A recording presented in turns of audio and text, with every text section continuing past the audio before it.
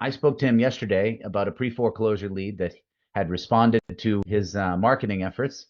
And in this particular case, there is an auction coming up in the immediate future, but it doesn't sound like this is a short sale. Now, I don't know for absolute certain, but what I'm thinking so far on this particular property is probably more of a lease option type of deal. And it might end up being a bit of an interesting opportunity. We'll see.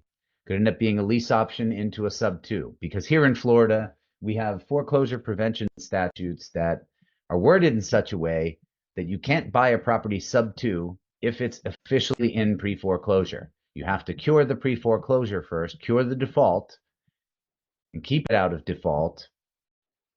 Then you can close on it as a sub two after the fact, but you can't go straight into a sub two. So we have to kind of do a two-step situation. Okay.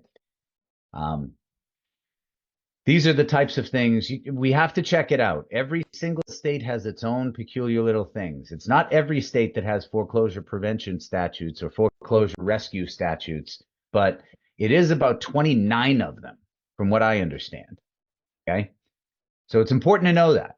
Again, I'll tell you this, and this, I'll be right up front with you. This is something I flat out stole from my buddy Jeff Watson. But whatever areas you do business in, whatever markets you do business in, just the state. You don't need to name the fucking city. Okay. That really, well, some cases you might need to name the city. I take that back. But whatever markets you're operating in, Google that state first for the state foreclosure rescue statute. Okay. Like Louisiana State Foreclosure Rescue Statute or Foreclosure Rescue Law, right? You want to check that out, because more than half of the states, or roughly half of the states in this country, already have some kind of a foreclosure rescue statute that is designed to discourage people from taking advantage of people in pre-foreclosure. Ultimately, a lot of these lawmakers, well-intentioned as they may be, believe that they're helping people by writing these laws, and that's why they're doing it. Unfortunately, in many, many, many cases, they do not have the prerequisite understanding of the subject matter that they're trying to govern. Does that make sense? They don't understand the actual nature of what we do. I've had some conversations with some people in the past, with some people of regulatory nature, like local people.